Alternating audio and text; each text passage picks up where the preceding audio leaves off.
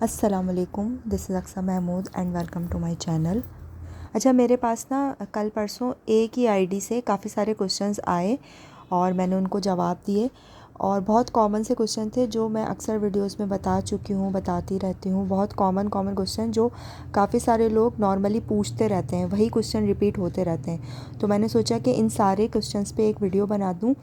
تاکہ ان کو بھی جواب مل جائے، اور جو نیو کمرز ہیں جن کے ذہن میں کوشچنز ہیں ان کو بھی آنسر مل جائے۔ So without any further do let's get into it. Question number 1 ہے، السلام علیکم اقصیٰ جی، میرے بچے کا وزن کم ہے، 2.5 ہے، تو کیا میری ڈیلیوری میں کچھ پریشانی کی تو بات نہیں ہے؟ پلیز رپلائی می۔ اچھا دیکھیں، ڈاکٹر جو ہے نا وہ زیادہ ویٹ جب بیبی کا ہوتا ہے نا تو اس وقت زیادہ وہ ڈرا رہے ہوتے ہیں یا کہہ رہے ہوتے ہیں کہ بیبی کا ویٹ زیادہ ہونا شروع ہو گیا ہے، یا بیبی کا ویٹ اوور ویٹ ہو رہا ہے اور ڈیو ڈیٹ اوپر ہونے والی ہے یا بہت قریب آ گئی ہے، تو اس وقت تھوڑا سا ان کو کنسرن ہوتا ہے کہ ہم سی سیکشن کریں گے، کیونکہ نارمل ڈیلیوری نا مشکل ہوتی ہے۔ اب آئی ڈونٹ نو وہ ایسا کیوں کہتے ہیں۔ میں نے 9 پاؤنڈس اور ایون 10 پاؤنڈس کے بھی بچے نارمل ہوتے ہوئے میں نے خود ان کی سٹوری سنی ہے۔ اور مجھے یاد ہے جب میرا فرسٹ سی سیکشن کے لیے جب میں ڈاکٹر کے پاس گئی تھی نا ایک دن پہلے کنسرن کے لیے، تو اس وقت بھی ڈاکٹر نے مجھے ایک تو بریچ بیبی کا ایک وہ بتایا تھا کہ آپ کا ہم سی سیکشن اس لیے کر رہے ہیں کہ آپ کا بیبی بریچ ہے، فرسٹ ہے آپ کا بیبی، اگر سیکنڈ تھرڈ فورتھ ہوتا ہے تو تھوڑا سا روم زیادہ ہوتا ہے تو بیبی کو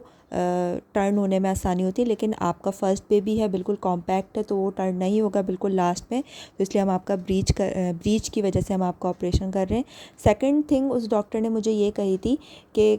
ضروری نہیں ہے کہ بیبی کا ویٹ زیادہ ہو تو اسی لیے آپریشن ہو۔ کبھی کبھی ایسا ہوتا ہے کہ وہ خود کہہ رہی تھی کہ کبھی کبھی ایسا ہوتا ہے کہ چھوٹے جو بیبیز ہوتے ہیں یعنی کہ جن کا ویٹ کم ہوتا ہے وہ بھی لٹرلی وہ اس طرح کہہ رہی تھی وہ بھی پھنس جاتے ہیں، اٹک جاتے ہیں، وہ اس طرح سے کہہ رہی تھی۔ تو جب ڈاکٹر گائنیکولوجسٹ اس طرح سے کہہ رہی ہے تو کچھ نہ کچھ اس کے پیچھے ریزن بھی ہوگا۔ تو جہاں تک میری نالج ہے، بیبی کے ویٹ سے جو ہے وہ ڈیلیوری میں کوئی کمپلیکیشنز اتنی ایسا نہیں ہوتی ہیں۔ بیبی کا ویٹ زیادہ ہو تب بھی نارمل ڈیلیوری ہو جاتی ہے، بیبی کا ویٹ کم ہو تب بھی نارمل ڈیلیوری ہو جاتی ہے، اور ایون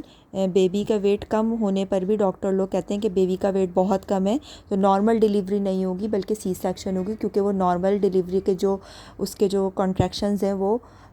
بیئر نہیں کر پائے گا۔ سو آئی تھنک مجھے ایسا لگتا ہے کہ ہر ڈاکٹر کی اپنی اپنی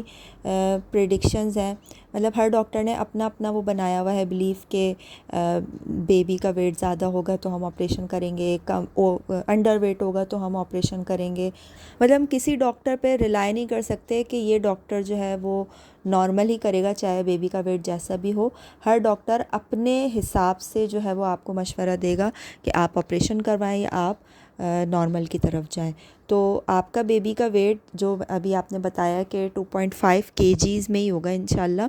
تو اتنا کوئی کم نہیں ہے، نارمل ویٹ ہے 2.5 kg، I think 5 to 6 pound کے قریب ہوگا۔ نیکسٹ کوشچن ہے، فرسٹ سی سیکشن کے بعد پریگننسی میں کوئی کمپلیکیشنز تو نہیں ہوتی ہیں؟ آئی تھنک ان کا مطلب یہ ہے کہ فرسٹ سی سیکشن آپ کا پہلے ہو چکا ہے تو سیکنڈ جب آپ کنسیو کریں گے یعنی سیکنڈ پریگننسی میں کوئی کمپلیکیشن تو نہیں ہوگی اس فرسٹ سی سیکشن کی وجہ سے۔ تو دیکھیں، اگر آپ کا فرسٹ سی سیکشن کسی میڈیکل کمپلیکیشن کی وجہ سے ہوا تھا، فار ایگزامپل اگر آپ کا بی پی ہائی تھا یا آپ کا پلاسنٹا پریویا تھا یا آپ کی جو بون تھی وہ بہت ہی زیادہ نیرو تھی، تو اس کنڈیشن میں یعنی کہ وہ آپ سے ریلیٹڈ وہ ساری پرابلمس تھیں، بیبی سے ریلیٹڈ نہیں تھیں۔ بیبی سے ریلیٹڈ فار ایگزامپل کہ واٹر بیگ لیک ہو جانا، یا پھر بیبی کی موومنٹ کم ہو جانا، ہارٹ بیٹ کم ہو جانا، یا پھر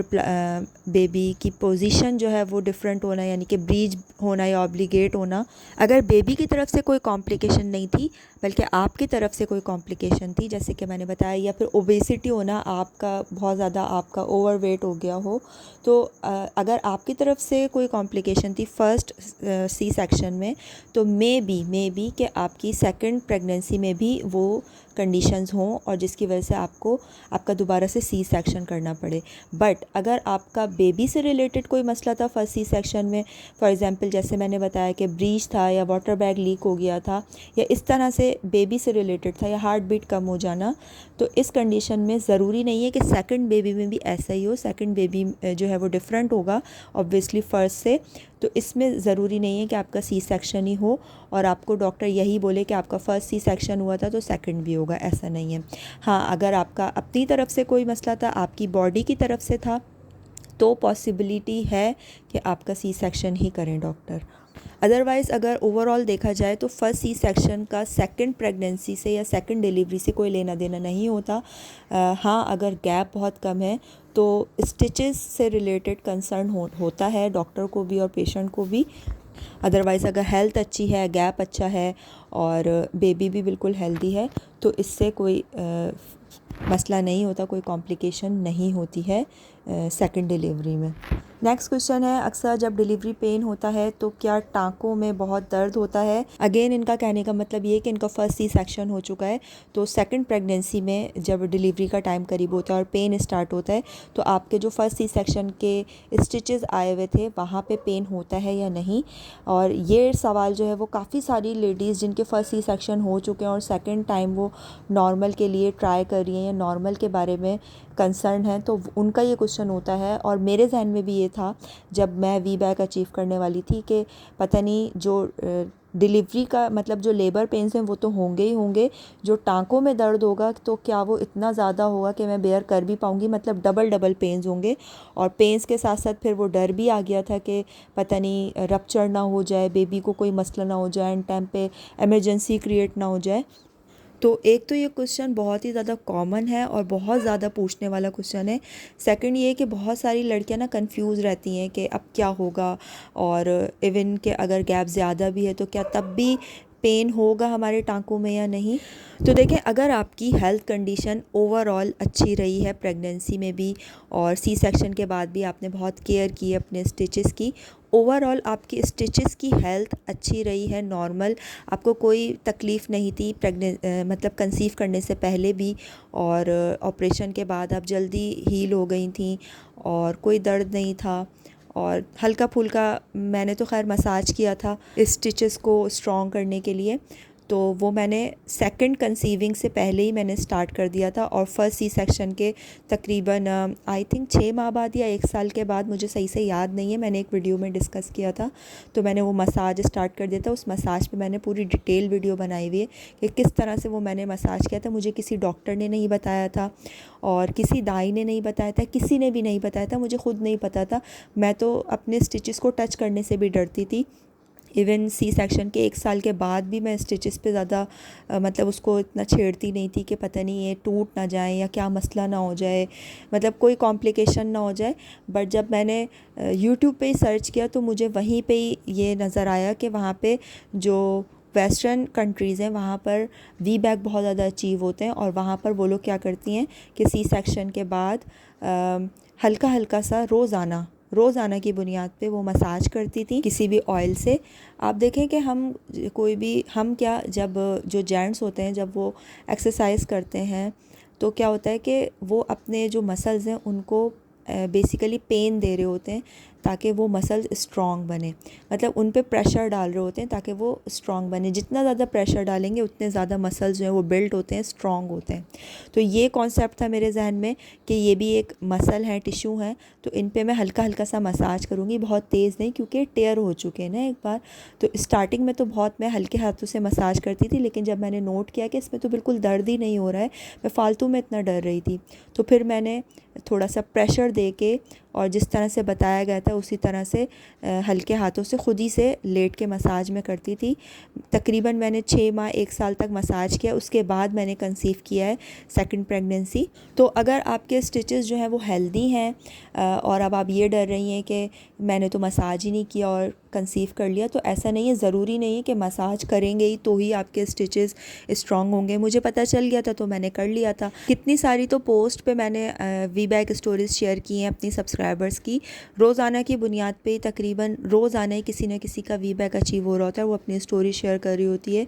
تو ان لوگوں نے تو ایون کہا ہے کہ ہم نے تو پراپر ڈائٹ بھی نہیں لی، جو نارملی ہم کھاتے ہیں وہی ہم نے کھایا، کوئی مساج بھی نہیں کیا، ہمیں مساج کا پتہ ہی نہیں تھا، جو فرسٹ پریگننسی میں ہماری روٹین تھی، ڈائٹ تھی، ویسی ہی رہی، اور ان کا ماشاءاللہ وی بیک اچیو ہوا ہے۔ تو ضروری نہیں ہے کہ مساج کریں گے تو ہی آپ کے اسٹیچز اسٹرانگ ہوں گے. میں ایک جرنل بات کر رہی تھی کہ مجھے پتہ چل گیا تھا تو میں نے کر لیا تھا. کنسرن ہمارا یہ ہے کہ آپ کی اوور آل ہیلتھ اچھی ہے، آپ کے خاص طور پہ اسٹیچز کی ہیلنگ بہت اچھی طرح سے ہوئی ہے، تو آپ کو بالکل بھی کوئی بھی پین نہیں ہوگا سیکنڈ جب آپ کا نارمل پینز اسٹارٹ ہوں گے. مجھے بالکل بھی مطلب مجھے فیل ہی نہیں ہو رہا تھا کہ میرے اسٹیچز بھی ہیں وہاں پہ مجھے درد ہو رہا ہے. مجھے نارملی لیبر پین جو ہوتا ہے وہ تو فرسٹ ٹائم خیر ہو رہا تھا، لیکن مجھے فیل ہو رہا تھا کہ نارملی لیبر پین ہے. مجھے خاص طور پہ اسٹیچز میں درد نہیں ہو رہا تھا. اور ایون میرے جو لیبر پینس تھے، جو میری سیکنڈ نارمل ڈیلیوری ہوئی تھی، تو میرے جو لیبر پینس یعنی جو میرا وی بیک اچیو ہوا تھا اس میں میرے لیبر پینس تقریباً 20 آورس تک چلے تھے، اور مجھے ایک بار بھی فیل نہیں ہوا کہ میرے اسٹیچز میں درد ہو رہا ہے. میں اسٹیچز سے ریلیٹڈ بالکل بھی کنسرن نہیں تھی. اور ایون کہ میں نے اسکار تھکنیس کا کوئی بھی اس طرح کا ٹیسٹ بھی نہیں کروایا تھا، نہ اسٹیچز کے بارے میں ڈاکٹر کو دکھایا تھا کہ میرے اسٹیچز ٹھیک ہیں یا نہیں. الٹرا ساؤنڈ میں میں نے کچھ اس طرح سے دیکھا ہو، مطلب کہ میں نے اسٹیچز سے ریلیٹڈ کچھ بھی ایسا خاص نہیں کیا تھا سوائے مساج کے. سو ابھی تک کے لیے اتنا ہی. انشاءاللہ نیکسٹ ویڈیو میں اس کو اور کنٹینیو کروں گی ان سوالات کو. بہت سارے سوالات ہیں، اور آپ لوگ کامنٹ سیکشن میں بتائیے گا کہ میں شارٹ ویڈیوز ہی اسی طرح سے بناؤں 10 سے 12 منٹ کی، جس میں 2 سے 3 سوال ہی کور ہوں، یا پھر لانگ ویڈیو بناؤں جس کے اندر تقریباً 10 سے 12 سوال تو ایڈ ہوں. تو آپ لوگ ضرور بتائیے گا کہ آپ لوگ شارٹ ویڈیوز دیکھنا پسند کریں گے یا long. So till that time take care. اللہ حافظ.